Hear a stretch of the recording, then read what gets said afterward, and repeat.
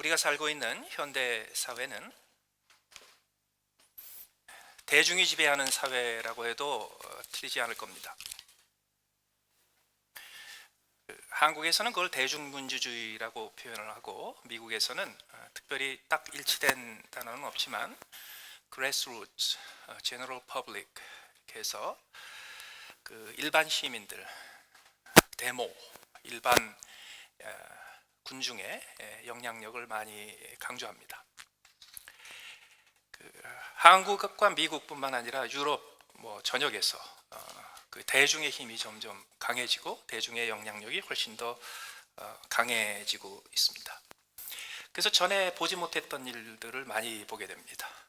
2000년 전, 2500년 전 그리스에서 민주주의가 처음 시작했을 때나 가능했던 일들이 요즘 벌어집니다. 그게 그 제스민 혁명이고, 또 한국에서 우리가 목격한 그 촛불혁명이라고 불리우는 군중의, 대중의 영향력입니다. 그 미국에서 모든 사람들의 예상을 뒤집어 엎고 트럼프 대통령이 당선이 된 것도 사실 대중의 영향력이 갑자기 커져서 그렇습니다. 그렇게 된 배경이 있죠. 원래 영향력은 정보를 가진 것에 비례합니다. 그리고 지식에 비례합니다. 그런데 일반 대중은 정보와 지식에 있어서 훨씬 더 뒤처져 있었습니다. 정보는 권력자들이 가지고 있었고, 지식은 특정한 능력을 가진 지도층이 가지고 있었습니다. 그러다가 인터넷이 보급이 되고 소셜미디어가 보급이 되면서 다양한 새로운 형태의 언론 형태가 등장하면서 모든 사람들이 즉각적으로 모든 정보를 접하게 됐습니다. 누군가가 독점하는 정보가 불가능하게 됐습니다. 그러다 보니까 일반 대중은 정보를 지식으로 착각합니다. 그래서 오랜 시간 훈련을 받고 공부하고 연구하고 갈고 닦아서 그 학자가 되고 지식인이 되고 그리고 지도층에 올라간 사람들이 가지고 있었던 그 지식을 일반 대중도 자기가 가지고 있다고 이제 생각을 하게 됩니다. 정보가 있고 지식이 있다고 믿게 되면 행동이 쉽게 이루어집니다. 그래서 즉각 행동을 하게 됩니다. 그래서 순식간에 대규모의 대중 집회가 열리고 순식간에 대중들의 의견이 하나로 몰리게 됩니다. 그러면 아주 엄청난 영향력을 만들게 됩니다. 그것뿐만 아니라 옛날에는 지식과 정보만을 특정 계층에서 독점한 것이 아니라 그 특정한 지식과 정보에 기초해서 만들 수 있는 무기나 각종 장비들이 이제는 인터넷에서 검색해서 아무나 만들 수 있게 됐습니다. 북한이 크루즈 미사일 발사했다고 그러는데요. 여러분들 그거 아세요? 저기 크루즈 미사일은 집에서도 만들 수 있는 거. 유튜브에 들어가서 보시면 집에서 크루즈 미사일 중고 제트 엔진 구입해가지고 몇백 불에 그래서 크루즈 미사일 만드는 영상 다 나옵니다. 그러다 보니까 군대에서나 가능하고 국가에서나 가능했던 무기 제작기 일반인들도 가능하게 돼버렸습니다. 결과적으로 대중의 영향력이 엄청나게 커진 거죠. 이게 최근에 들어와서 두드러진 현상이긴 하지만 성경에도 엄청난 대중의 영향력을 기록하고 있습니다. 오늘 본문에 등장하는 무리입니다. 무리. 마태, 마가, 누가, 요한복음, 예수님의 행적을 기록한 4개 복음서에 보면 뜻밖에도 무리가 많이 등장합니다.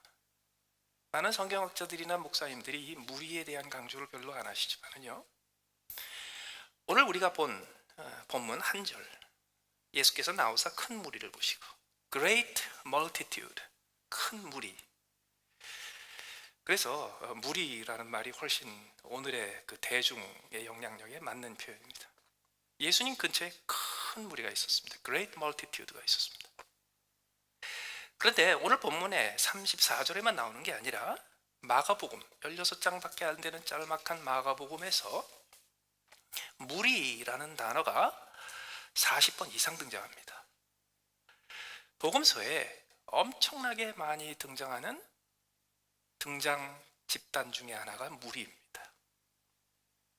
오늘 이 본문을 기초로 하고 마가복음 전체를 살피면서 무리에 대한 교훈을 정리합니다. 예수님은 무리를 어떻게 보셨는지, 무리를 어떻게 상대하셨는지, 어떻게 다루셨는지, 무리를 통해서 우리는 예수님을 본받아 무엇을 해야 되는지. 제일 먼저 우리는 무리를 우리의 인생의 주인으로 삼아서는 안 됩니다. 무리를 우리의 인생의 주인으로 삼아서는 안 돼요. 마가복음에 보면 예수님이 계시는 곳마다 무리들이 모인 장면이 등장합니다. 주로 무리들이 나왔다, 무리들이 따랐다, 무리들이 모여들었다라는 표현들이 여러 차례 등장합니다. 9번 등장합니다. 예수님이 하여튼 가시는 곳에 항상 무리들이 들끓었습니다. 몇천 명에서 몇만 명입니다. 예수님께서 집에 들어가시면 무리들이 그 집을 둘러싸 가지고서 누가 들어가지도 못할 정도고 예수님이 나오지도 못할 정도로 큰 집단이 모였습니다. 그런데 흥미롭게도 마가복음에 보시면 예수님 주변에 무리들이 모였다라는 표현이 9번 등장하는데 또 9번 등장하는 상반되는 표현이 있어요. 그게 뭐냐 하면 예수님께서 무리를 거절하신 겁니다. 마가복음에 보면 예수님께서 무리가 모이자 물러가셨다, 무리가 모이자 피하셨다, 무리를 떠나셨다, 무리를 보내셨다, 무리와 작별하셨다, 이런 표현이 또 9번 등장합니다. 무리가 모일 때마다 예수님께서 일관성 있게 보여주었던 예수님의 태도입니다. 무리에 올라타지 않으십니다. 무리의 거리를 두십니다. 떠나십니다. 무리를 해치십니다. 왜 그럴까요? 무리의 영향력을 허락하면 안 됩니다. 목사님, 예수님이나 몇만 명 모이는 분이지 우리 주변에 내가 언제 몇천 명, 몇만 명을 모이겠습니까? 아니, 이게 우리에게도 주는 의미가 굉장히 큽니다. 무리가 뭔가요? 무리는 얼굴이 없는 다수입니다. 무리에 있는 사람 한 사람 한 사람은 자기의 정체를 드러내지 않습니다. 익명성 뒤에 숨어 있습니다. 그래서 무리에 들어가서 무리와 어울리고 무리와 하나 되는 가장 중요한 동기 중에 하나가 자기를 감출 수 있기 때문입니다. 그렇다면 무리에 반대되는 것이 뭘까요? 얼굴이 있는 소수입니다. 우리 주변에 얼굴이 있는 소수가 누굽니까? 얼굴이 있다는 의미와 얼굴이 없다는 의미가 무엇일까요? 얼굴이 없다는 건 뭐냐면요, 그 사람이 거기에 있기는 있는데 도대체 무슨 사람, 어떻게 생겨먹은 사람인지 모르는 겁니다. 그 사람의 속을 모릅니다. 그 사람의 인생을 모릅니다. 그 사람이 무슨 생각을 하고 있고 무슨 의도를 가지고 있고 어떤 삶을 살았고 그 사람이 나한테 무슨 생각을 품고 어떤 의도를 가지고 있는지 전혀 모릅니다. 그게 얼굴 없는 다수입니다. 그러면 우리 주변에 얼굴이 있는 소수가 있습니다. 어떤 사람들이 내가 그 사람을 잘 알아요. 다른 사람한테는 그 사람이 다 가려진 사람일지 모르지만 나한테는 가려진 사람이 아니에요. 세상에 있는 사람들은 우리 남편을 어떻게 볼지 모르지만 나는 우리 남편을 너무너무 속을 잘 알아. 이런 사람이 얼굴이 있는 소수예요. 따라서 우리의 인생도 내 주변에 얼굴 있는 소수가 나에게 주는 영향력이 크냐, 아니면 얼굴 없는 다수가 나에게 영향력이 더 크냐를 점검을 해봐야 합니다. 뭐예요? 여러분, 우리 주변에 얼굴 없는 다수가 굉장히 많습니다. 예를 들어서 인터넷에 들어가면 옛날 고등학교, 중학교 동창 만납니다. 그때 같은 반에 있지도 않았고요, 옆에 반에 있었고 얼굴과 뭐 이름은 대충 기억하는데 누군지 잘 모르는데 고등학교 같은 데 학교를 나왔다는 것 때문에 동창이라는 것 때문에 엮어진 사람이어가지고요 굉장히 가까운 것 같고 굉장히 동질성 있는 것 같아요. 그런 사람들이 얼굴 없는 다수요, 그 사람들이 무리예요. 문제는 어디에 있느냐 하면 우리는 종종 우리의 인생의 행복과 불행을 얼굴 있는 소수에 맡기지 않고 얼굴 없는 다수에게 맡깁니다. 나를 잘 알지도 못하고 내가 그 사람 잘 알지도 못하는데 그 사람들이 나를 어떻게 평가하느냐를 가지고 내 인생의 행복과 불행이 왔다 갔다 하는 거예요. 지금 이 대중이 지배하는 사회가 되다가 보니까 인생의 성공을 측정하는 기준도 확 달라져 버렸습니다. 옛날에는 남이 이루지 못하는 것을 이루고, 남이 이루지 못하는 곳에 가고, 남이 가지 못하는 것에 도착하고, 그리고 남이 얻지 못하는 큰 부를 얻으면 성공이라고 여겼는데요, 요새는 그거 가지고 성공이 아니에요. 페이스북에 친구가 몇 명이냐, 이게 훨씬 더 중요합니다. 내가 유튜브에 올린 것을 몇 명이나 봤냐, 이런 게 훨씬 더 중요합니다. 지금은 회사 규모가 얼마나 크냐, 이것도 별로 중요하지 않습니다. 그 회사에서 만든 앱을 몇 명이나 다운받았냐, 이게 훨씬 더 중요하지. 지금은 얼마나 멋진 음악을 만들었고, 얼마나 평론가들에게 좋은 평을 받았냐, 이런 거 하나도 중요하지 않습니다. 유튜브에서 몇 번 클릭했느냐가 훨씬 더 중요하지. 그런데 우리도 그 문화에 젖어가지고요, 내 인생이 성공한 인생이요, 가치 있는 인생이요, 괜찮은 인생이라는 판단 기준을 어디에 두냐 하면, 얼굴 없는 다수가 나를 어떻게 평가하느냐를 가지고 우리의 인생이 왔다 갔다 하는 거예요.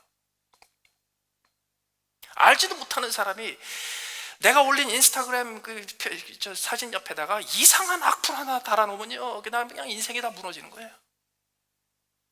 거기에 인생을 더 많이 걸고 더 많이 거는 사람이 급기야는요, 그것 때문에 자살하기도 해요. 그게 뭐예요?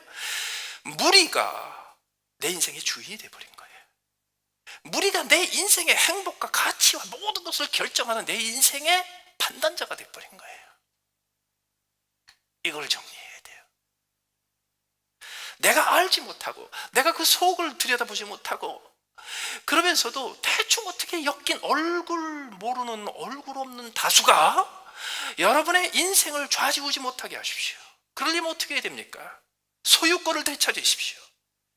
여러분의 인생의 소유권을 절대로 얼굴 없는 다수에게 넘겨주지 마십시오. 여러분의 인생의 소유권을 되찾으셔야 합니다. 내 인생의 소유권이 내게 다시 돌아와야 돼요. 그거를 함부로 그런 데다가 넘겨놓지 마세요. 두 번째로, 우리는 그 무리를 불쌍히 여길 수 있어야 합니다. 오늘 본문에 보시면 예수께서 나와서 큰 무리를 보셨어요. 그리고 큰 무리를 보고 어떻게 하셨어요? 도망가셨어요? 그래서 광야에 나가셨어요? 그래서 12명하고 깊은 산속에 들어가서 거기서 온 세상에 알지 못하는 그런 진리를 깨닫기 위해서 그들과 함께 열심히 기도하고 열심히 묵상하고 열심히 연구했어요? 아니에요. 예수님은 무리와 거리를 두셨지만 무리와 경계되지 않았어요. 예수님께서는 무리를 보실 때마다 어떻게 하셨어요? 불쌍히 여겼습니다. 불쌍히 여겼어요. 어떻게 해서 불쌍히 여겼는가? 그 무리의 특징을 알았기 때문입니다. 그 무리는 어떤 특징이 있습니까? 목자 없는 양이라는 특징을 가졌습니다. 그래서 무리가 내 인생의 주인이 되지 말아야 될 이유가 여기 있어요. 무리는 절대로 주인이 될 수 없어요. 왜? 그들은 이미 길을 잃어버린 집단이기 때문에. 그들은 이미 길을 잃어버린 상태고, 앞으로도 계속해서 길을 더 잃어버릴 상태고, 그들은 순식간에 흩어져서 뿔뿔이 흩어질 연약한 존재예요. 거기에 내 인생의 주인 소유권을 맡겨서는 안 됩니다. 그렇다고 해서 맞아, 그 무리로부터 우리는 떨어져 있어야 되고 격리시켜야 되고, 그렇기 때문에 모든 소셜미디어 다 계정 다 클로즈 해야 되고, 그거 아니에요. 그게 그리스도인의 제자들이, 그리스도의 제자들이 살아야 될 길이 아니에요. 예수님은 그렇게 살지 않으셨어요. 예수님은 무리를 물러가게 하시고, 무리를 피할 때도 있었고, 무리를 떠날 때도 있었고, 무리를 내다 보내기도 하셨고, 무리와 작별하시기도 하셨지만, 그러나 예수님은 스스로 그 무리와 완전히 단절된 적이 없어요. 오히려 그 무리를 불쌍히 여겼어요. 예수님이 불쌍히 여기신 근거가 뭡니까? 무리가 예수님을 불쌍히 여긴 것이 아니에요. 다시 말해서 무리한테 가서 불쌍하게 매달리지 않았어요. 왜? 그 무리가 예수님의 주인이 될 수가 없었어요. 오히려 예수님이 무리의 주인 되셨어요. 주인이 되면 불쌍한 마음이 생깁니다. 주인이 되지 않으면 시기하고 질투하고 공격하고 경쟁하고 서로 다툽니다. 그게 심해지면요, 아예 주인의식이 없어지면요, 아예 그냥 생각을 끊어버려. 그러나 예수님은 그 무리와 완전히 끊어지진 않았지만, 그러나 거리를 두신 채 예수님은 그 무리의 주인으로서 무리를 다루셨어요. 주인으로서 무리를 다루는 대표적인 자세가 무엇입니까? 무리를 불쌍히 여긴 겁니다. 우리도 무리를 불쌍히 여겨야 돼요. 그런데 무리를 불쌍히 여길 때 그 이유가 뭔가요? 목자 없는 양 같기 때문에 그래. 그 무리가 목자 없는 양 같다는 사실을 깨달아야 됩니다. 마가복음에 보면 무리에 대한 묘사들이 여러 차례 등장합니다.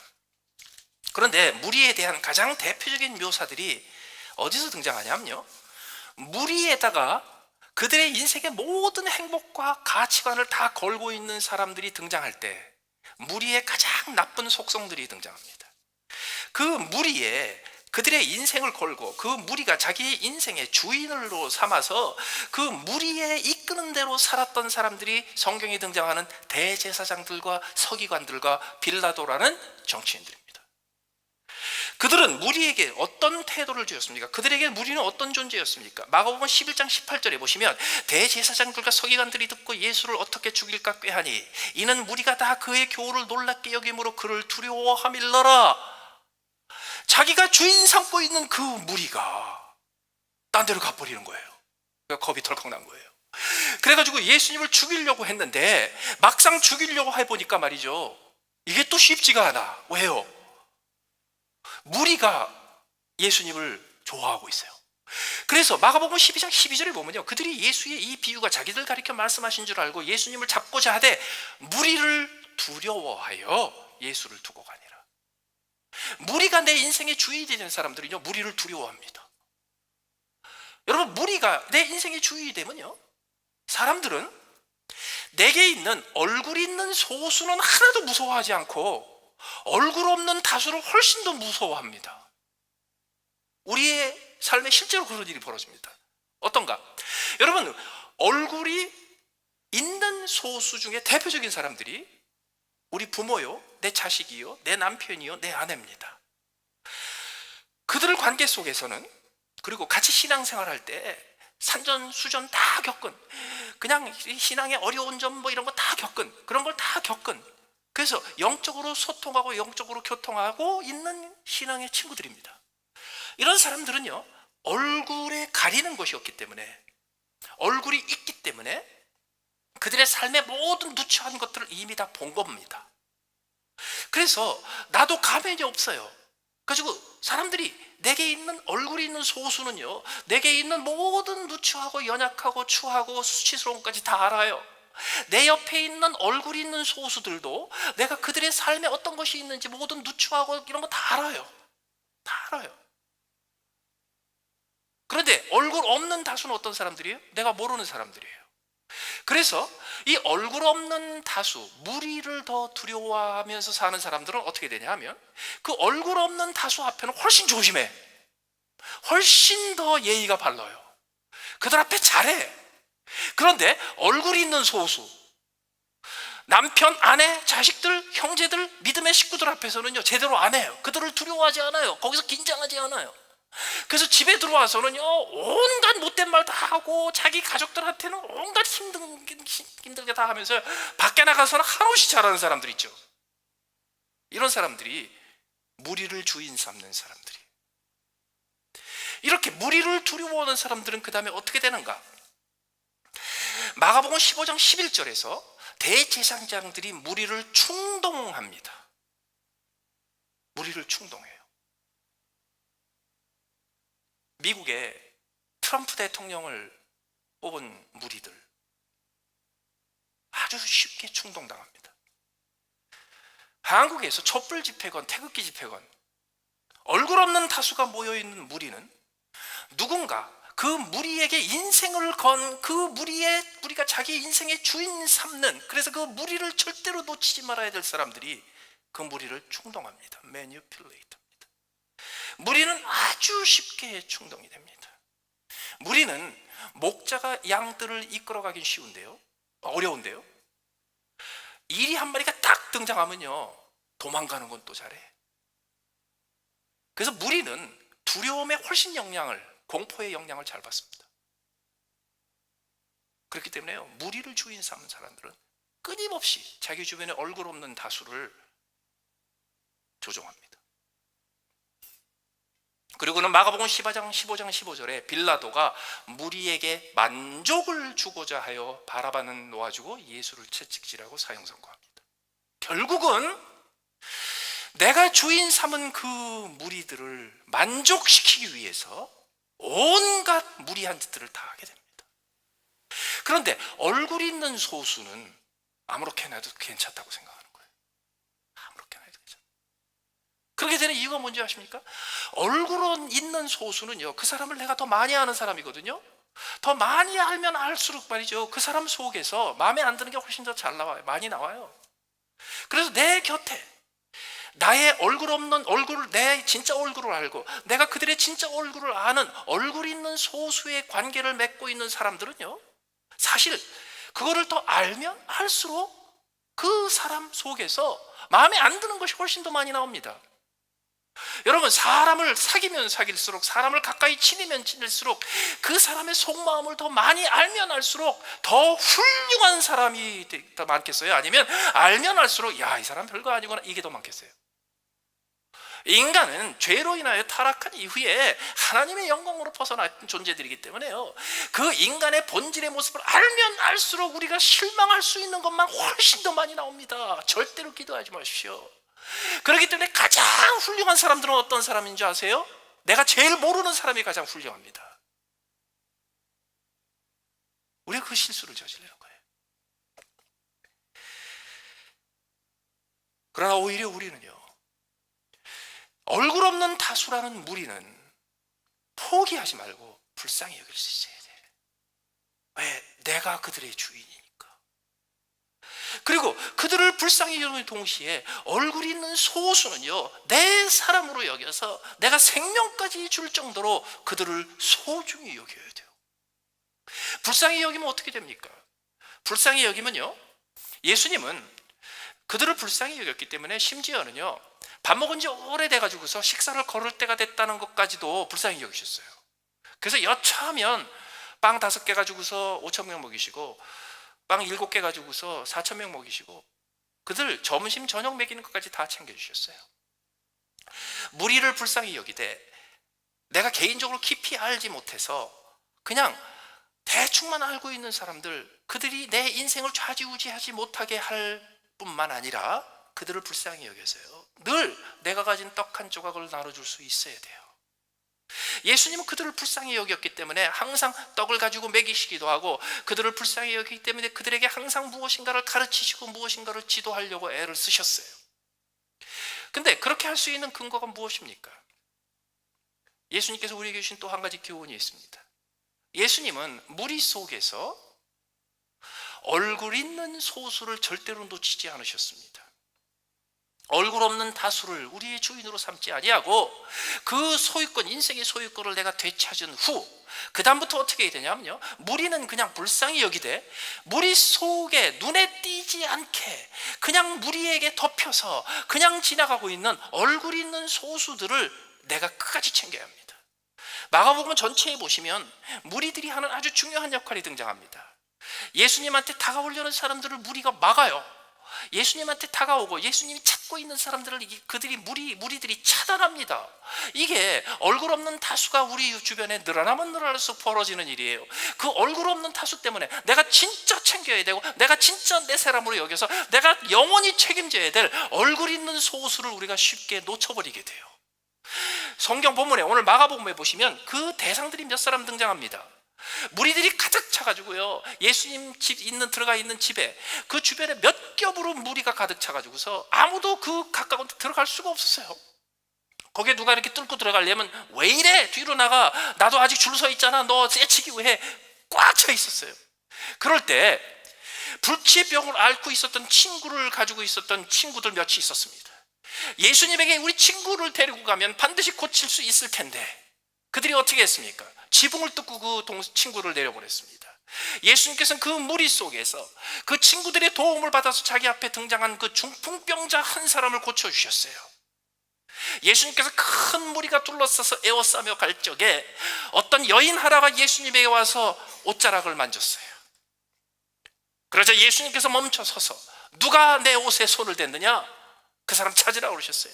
옆에서 제자들이 말합니다. 예수님, 수백 명 수천 명이 밀고 에워싸고 있는데 한두 사람이 예수님을 만난 게 아닙니다. 그때 예수님이 말씀하시죠. 아니야, 누군가가 한 사람이 만졌어. 그 사람 찾아와. 숨을 수가 없어서 그 여인이 예수님 앞에 나옵니다. 이게 뭔지 아세요? 예수님은 숨는 사람 그냥 지나가십니다. 불쌍히만 여기십니다. 밥이나 주고 떡이나 떼어주십니다. 그러나 숨을 수 없어서 자기의 누추하고 부끄럽고 수치스럽고 감추고 싶고 누구에게도 드러내고 싶지 않는 자기의 인생의 가장 누추한 부분까지도 감출 수가 없이 예수님 앞에 드러내야 될 사람을 예수님께서는 찾으세요. 이 여인은 숨어 있을 수 없었어요. 예수님 앞에 나와야만 했어요. 그때 그 여인은 예수님 앞에서 더 이상 얼굴 없는 다수가 아니에요. 그 예수님 앞에서 그 여인은 그의 여인의 이름을 알고 그 여인의 인생의 모든 순간순간을 알고 그 여인의 마음을 알고 그 여인의 수치스러움을 알고 그 여인이 더 이상 자기의 인생에서 손 쓸 수 없는 무기력한 그 상태를 있는 그대로 아는 그 주님 앞에 이제는 얼굴 있는 한 개인으로 등장해야 돼요. 예수님께서 그 사람을 안 놓치세요. 예수님께서 무리를 상대하시되 어느 날 예수님께서 무리를 떠나서 혼자 계시다가 내려와 보시니까 무리들이 잔뜩 모여 있는데 시끄러워요. 무슨 일이냐 물어보니까 귀신 들리고 병 들린 아들을 둔 사람이 아버지가 쫓아왔는데요. 예수님이 안 계세요. 그래서 제자들한테 맡겼는데 제자들이 해결을 못해요. 그런데 무리들이 둘러쌌어요. 예수님께서 그때 등장하셨어요. 예수님 눈에 뭐가 들어왔는지 아세요? 딱 보니까요, 큰 무리가 그들을 둘러싸고는요, 서기관들이 그들과 더불어서 변론하고 있어요. 여러분, 무리는 말만 하고 끝납니다. 촛불 집회, 태극기 집회, 그 사람들 말만 하고 끝났어요. 뭐 했어요? 돈을 냈어요? 자기 재산을 냈어요? 무리는 자기의 익명성 뒤에 숨어서 얼굴 없는 다수로 모여 있으면서 아무 희생하지 않습니다. 그들은 변론에서, 토론에서, 다툼에서, 말다툼에서, 언쟁에서 끝납니다. 예수님께서 등장하셨습니다. 예수님께서 그 아버지를 만나시고 귀신 들린 그 아들을 보십니다. 그리고 예수님께서는 변론하지 않으십니다. 한마디 해서 가르치지 않습니다. 한 소리 해서 그들에게 교훈을 주고 그런 거 안 하십니다. 예수님께서 어떻게 하셨는지 아세요? 그 더러운 귀신을 꾸짖으셨습니다. 말 못하고 못 듣는 귀신은 내가 네게 명하노니 그 아이에게서 나오고 다시는 들어가지 말라. 그걸로 끝입니다. 그 사람 찾으셨어요. 예수님께서 길 갈 때 또다시 수많은 무리가 모였습니다. 그때 그 동네에 눈먼 거지 한 사람이 있었습니다. 그 거지가 왜 이렇게 시끄러우냐고, 왜 이렇게 많은 사람들이 모였냐고 옆에 있는 사람을 자꾸 물어보니까 나사렛 예수가 온다고 그래요. 그러자 이 예수가 어디로 와서 어디로 가는지 모르지만 그 시끄러운 군중이 모여있는 그 방향을 향해서 이 거지가 소리 지릅니다. 다윗의 아들 예수여, 다윗의 자손 예수여, 나를 불쌍히 여기소서. 그 소리가 얼마나 컸을까요? 그 소리가 그 무리의 그 시끄러운 소리를 뚫고 전달이 됐을까요? 상관없어요. 예수님은 그 밀치고 있는 수천 수만 명의 무리의 잡음 속에서 그 맹인의 소리를 정확하게 들으십니다. 그리고 그에게 찾아오십니다. 그리고 그를 고쳐주세요. 그리고 그의 이름이 등장합니다. 바디메오. 그분 앞에서 그분의 인생을 알고, 그 사람의 인생을 알고, 그의 아버지를 알고, 그의 출생의 배경을 알고, 그의 가정의 형편을 알고, 그게 언제부터 맹인이 되었는지를 알며 그 맹인으로 살면서 어떤 고통을 받되 그와 함께 그 아버지가 어떤 고통을 받았는지, 그것 때문에 그의 마음이, 그의 영혼이 얼마나 연약해져 있는지, 그가 그것 때문에 얼마나 큰 고통을 받았는지, 그가 그리고 그 모든 사람들의 그 야단치고 그리고 책망하는 가운데서도 부끄러움을 무릅쓰고 모든 것을 걸고 그 예수 앞에 나오기 위해서 예수여 나를 불쌍히 여기소서 외치고 있었던 그 한 사람, 숨어 있을 수 없고 절대로 가려 있을 수 없고 예수님 앞에 나타나서 그 얼굴 있는 모습으로 등장하고 싶었던 그 사람을 예수님께서 찾으세요. 그 바람에 그 사람 이름도 등장해요. 예수님께서 성전에 들어가십니다. 헌금 앞에 앉으셨습니다. 우리는요, 예수님께서 헌금 앞에 앉으셨을 때 부자가 많이 넣는 거 하고요, 과부가 2랩돈 집어넣는 걸 보고 예수님께서 그 과부 칭찬한 거 그것만 기억하죠. 성경은 이렇게 기록합니다. 예수께서 헌금함에 대하여 앉으사 무리가 어떻게 헌금함에 돈 넣은가를 보실 때, 예수님과 거기서 부자가 어떻게 넣고 가난한 사람이 어떻게 넣고 이거 보려고 한 게 무리가 어떻게 돈 넣는지를 보려고 보신 거예요. 그때 한 과부를 예수님께서 정확하게 짚어보세요. 그리고 제자들한테 이렇게 얘기합니다. 이 과부가 가장 많이 넣었다. 왜? 그는 2랩돈, 그의 생활비 전체를 넣었다. 예수님은 그의 생활이 어떤지 아세요? 그의 생활비가 어느 정도 드는지 아세요? 그의 하루 생계비가 얼마나 드는지 아세요? 그가 그 2랩돈을 가지고 그 하루를 살기 위해서 어디 가서 무엇을 사서 어떻게 자식들을 먹여야 되는지 그 형편을 너무너무 잘 아세요. 예수님께서 그 한 사람을 쳐주세요. 무리 속에서 예수님께서는 예수님 앞에 숨어 있을 수 없고 자기의 모든 누추하고 수치스러움까지도 다 드러낼 각오가 되어 있어서 예수님을 찾는 사람을 절대로 놓치지 않으십니다. 그리고 그들을 만나 주십니다. 그들의 인생의 주인이 되어 주십니다. 그리고 그들의 인생의 문제를 해결해 주십니다. 그리고 그들을 안다 하시고 그들의 이름을 기억하시고 그리고 영원히 그들의 주인이 되어 주십니다. 그 예수님이 하신 거예요. 지금도 주님께서 우리에게 찾아오실 때 우리가 무리에 섞여서 얼굴 없는 집단 중에 하나로 머물러 있으면요, 예수님은 그냥 스쳐 지나가시고 가끔 떡이나 하나씩 더 전해주십니다. 그러나 그 가운데 예수님, 나는 무리 속에 숨어 있고 싶지 않습니다. 나는 내 인생의 수치와 부끄럽고 추추하고 천한 모든 것들을 불구하고 그 모든 것을 예수님 앞에 다 펼쳐놓고 예수님 앞에 나는 드러나서 나타나서 나를 공개하고 싶습니다. 그런 사람은 예수님께서 반드시 찾아주세요. 그리고 그 모든 무리에 비해서 그 한 사람을 택하사 영원히 주인이 되어주세요. 똑같습니다. 우리 주변에 얼굴 없는 다수에 신경 쓰지 마십시오. 그들은 불쌍히 여기사 여러분들이 가지고 있는 떡 한 조각을 주는 것으로 불쌍히 여기고 지나가세요. 그러나 여러분의 인생에 여러분에게 모든 것을 다 열어놓고 연약하고 누추하고 그리고 수치스러움까지도 다 노출된 사람들을 절대로 놓치지 마세요. 그들을 붙잡으세요. 그들과 함께 느끼고 함께 고통하고 함께 기뻐하고 함께 사랑하고 함께 짐을 지면서 영원히 하나 되기를 작정하세요. 그 예수님이 하신 일이에요. 끝으로 우리는 그 무리 속에서 나와야 합니다. 절대로 무리 속에 섞여 있어는 안 됩니다. 예수님께서 마가복음 8장 34절에 이런 얘기를 하십니다. 무리와 제자들을 불러 이르시되 누구든지 나를 따라오려거든 자기를 부인하고 자기 십자가를 지고 나를 따를 것이니라. 잘 보세요. 이 본문은, 제가 지금 읽은 이 본문은 마가복음 8장에 나온 겁니다. 딱 중간에 나온 겁니다. 예수님께서 3년 공생애를 지내는 동안에 1년 반쯤 돼서 나온 겁니다. 초기에 나온 게 아니에요. 중간에 나온 거예요. 그때 예수님께서 누굴 부르셨어요? 무리를 부르시고 제자들을 부르셨어요. 무리만 부른 게 아니에요. 제자들만 부른 게, 제자와 무리를 같이 부르셨어요. 그리고 무슨 말씀하셨어요? 누구든지 나를 따라오려거든 나를 어떻게 따르는지 가르쳐주마. 잘 보세요. 1년 반 동안 열심히 예수님을 따르던 무리가 있었어요. 몇만 명이 있었어요. 제자들은 어떤 사람이에요? 예수님의 초기에 예수님께서 선택해서 부르셔서 예수님께서 특별히 사도라는 칭함을, 이름을 주시고 명칭을 주시고 호칭을 주시고 타이틀을 주시고 예수님의 측근으로 세운 사람들이에요. 제자들이란 말이 뭔지 아세요? 따르는 자들이라는 뜻이에요. 그 단어 자체가. 다시 말해서 무리도 이미 예수를 따르고 있었고 제자들도 이미 따르고 있었어요. 그런데 예수님은 그 두 집단을 같이 불러놓으시고 이렇게 얘기했어요. 너희가 나를 따르고 싶어? 내가 따르는 방법을 가르쳐줄게. 그때 그들은 이렇게 얘기했을 겁니다. 예수님 무슨 말씀하세요? 우리가 이미 따르고 있는데. 지난 1년 반 동안 예수님 우리가 따르고 있는 거 못 보십니까? 우리가 얼마나 예수님 곁을 붙어서 따르고 있는데요. 근데 예수님이 왜 이 말씀하세요? 그거 예수님이 보시기에는 따르는 게 아니었어요. 따르는 게 아니었어요. 그때 예수님께서 따르는 방법을 가르쳐 주십니다. 조건을 가르쳐 주십니다. 그게 뭡니까? 자기를 부인하고 자기 십자가를 지고 나를 따를 것이니라. 자기를 부인하고가 무슨 뜻이에요? 자기를 부인하고는 그러면 그 반대는 뭐예요? 자기를 부인하고는요, 나가 없다는 뜻입니다. 나를 내세우지 말라는 뜻입니다.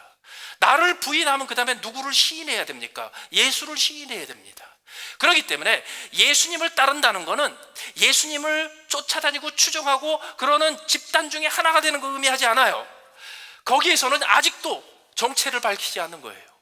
그러면 예수님을 따른다는 건 그러면 사도들처럼 되는 건가? 이 제자들도요, 예수님을 따르는 것 같았으나 따르지 않았어요. 왜요? 그들은 예수님을 따르되 적당히 감추고 따랐어요. 어떻게 감추나? 뭘로 감췄어요? 사도라는 타이틀로 감췄어요. 사도라는 지위로 감췄어요. 여러분, 우리가 크리스천이라고 불리운다고 따르는 게 아니에요. 우리가 집사가 되고 장로가 되고 목사가 된다고 해서 그 타이틀이 우리에게 붙어 있다고 해서 예수님을 따르는 자가 되는 거 아니에요. 오히려 우리는 그 타이틀 때문에 우리의 정체를 숨기기가 더 쉬울 뿐이에요. 예수님한테 나와서 나의 모든 것을 벗겨버리고 나의 생 얼굴을 그대로 보여주고 나의 인생의 모든 것을 속속들이 다 예수님한테 드러낸 채, 예수님, 나 이런 사람이에요. 나는 예수님 앞에서 더 이상 숨어 있을 수가 없어요. 예수님, 나를 있는 그대로 받아주세요.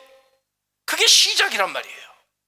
그러면 거기서 어떤 거 조건이 필요합니까? 나를 부인하는 거예요. 더 이상 내가 없어요. 왜? 내게는 아무것도 쓸모있는 게 없으니까. 내가 없으면 그 다음에 누가 있는 거예요? 예수님만 있는 거예요. 그래서 예수님을 따르는 것의 본질은 어디서 시작하냐면요, 나라는 1인칭 주어가 없어지는 겁니다. 나라는 1인칭의 소유격이 없어지는 겁니다. 나에게, 나는, 나를 위하여, 이게 없어지는 거예요. 그러면 그게 무엇으로 대체되는 겁니까? 주님에게, 주님을 위하여, 주님 것으로, 그걸로 다 바뀌는 거예요. 더 나아가서 자기 십자가를 지고 나를 따를 것이라고 했죠. 여기 자기 십자가가 뭔가요? 나를 부인한 사람과 나를 부인하지 않고 아직도 내가 남아있는 사람들의 차이가 뭐예요? 예수님에게 온전히 모든 것을 맡기고 예수님이 내 인생의 주인이 된 것이 아니라 아직도 내가 내 인생의 주인이 된 사람이에요. 따라서 여러분, 이 단계를 이해하셔야 합니다. 무리가 내 인생의 주인이 되지 않게 하려면 먼저 내가 내 인생의 주인이 되어야 합니다.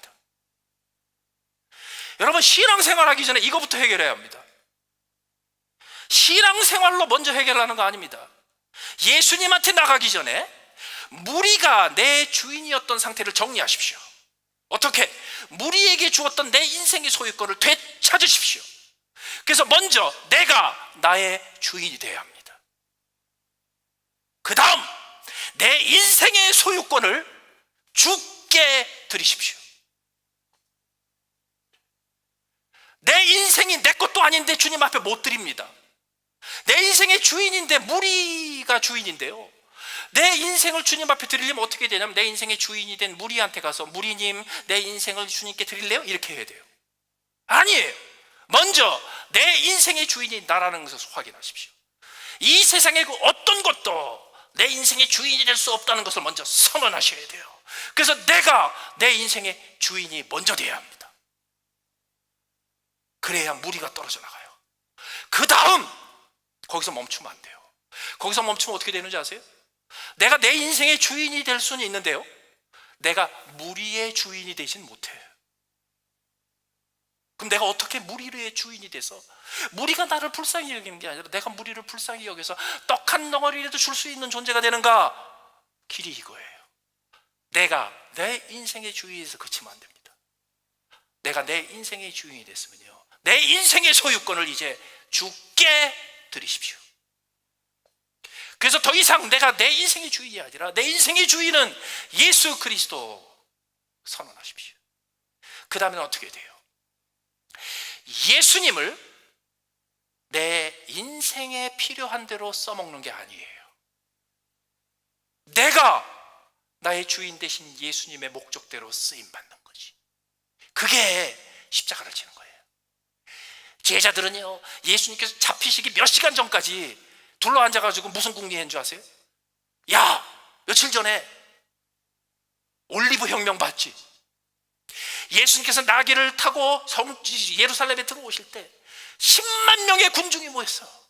그들은 나뭇가지를 꺾고 그 앞을 깔았고, 그 길을 깔았고, 그들은 월계수 잎을 꺾고, 그리고 올리브 나무 이 가지를 꺾어서 환호하면서 승리하고 돌아오는 승전의 주인을, 영웅을 맞이하는 것처럼 맞아들였잖아. 이게 바로 올리브 혁명이 아니고 뭐야?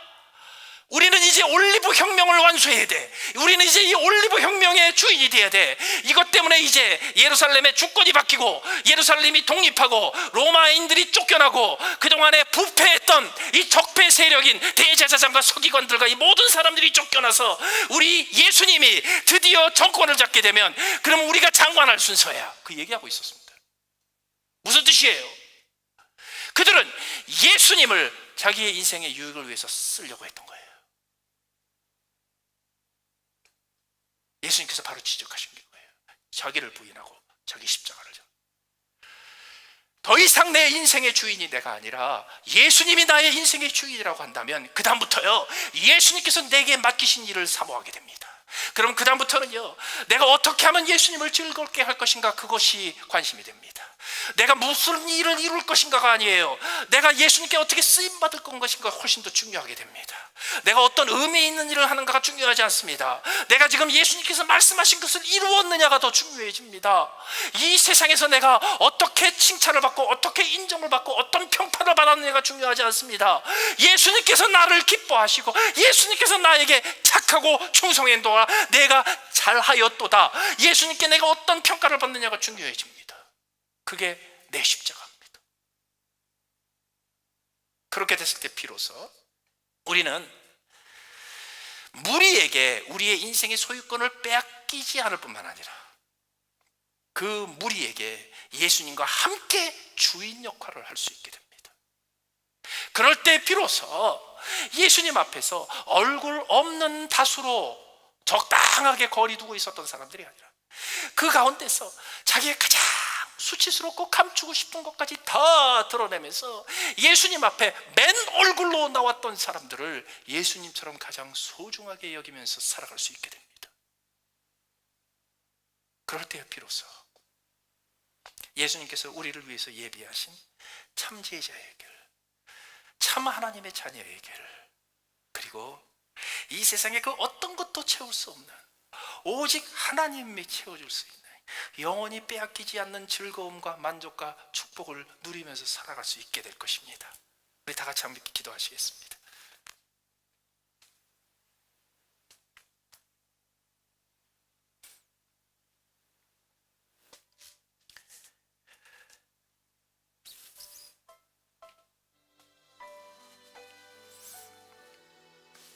우리 함께 기도하시면서 하나님, 내가 내 인생의 주권을 회복하게 하여 주시옵소서.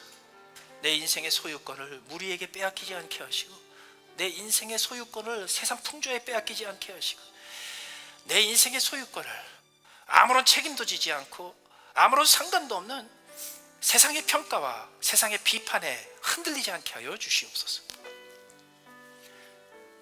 주님, 내 인생의 참 주인, 진정한 주인, 나의 영혼을 책임지실 우리 주 예수 그리스도 앞에 내 인생의 소유권을 온전히 맡겨드리고 이제는 예수님 덕분에 내가 어떤 행복을 누리느냐가 아니라 내가 어떻게 하면 예수님을 즐겁게 해주느냐로 우리의 인생의 방향이 바뀌게 하여 주시옵소서.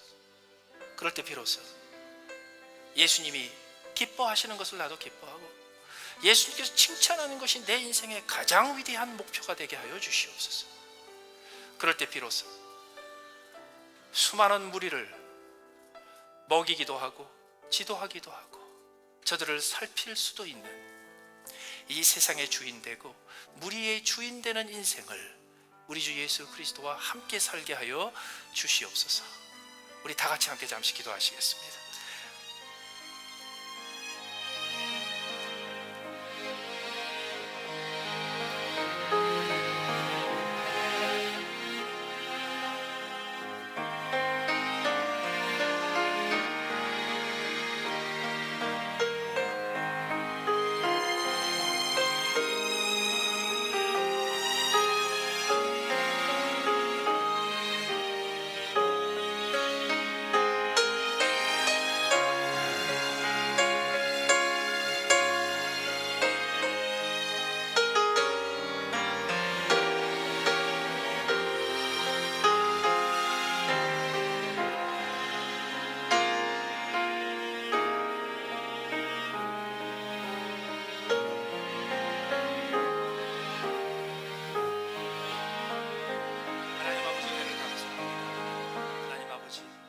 우리가 예수님을 믿는다고 하면서 하나님의 자녀라고 하면서 이 세상의 무리들에게 너무 많이 흔들리고 너무 많이 영향을 받고 살아왔습니다.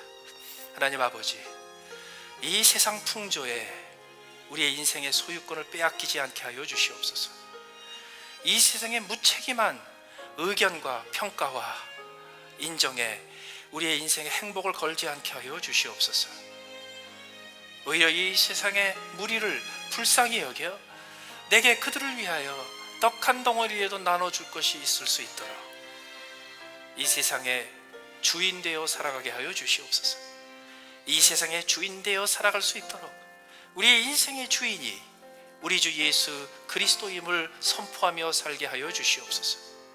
이제는 예수님 때문에 내가 이 세상에서 무엇인가 한 자리를 얻고 무엇인가 명성을 얻고 무엇인가 소유를 얻는 것이 아니라 이제는 예수를 위해서 나의 모든 것을 드리고 이제 예수를 위해서 나의 모든 것을 걸고 예수님께서 나에게 칭찬해 주시고 인정해 주시는 것을 인생의 최고의 목표로 여기며 주께서 나에게 맡겨주신 일을 작은 일을 하나씩 하나씩 감당하는 것을 통하여 나사렛 예수, 나를 위해서 죽으신 주님이 나의 인생의 주인임을 매일매일 고백하며 살게 하여 주시옵소서.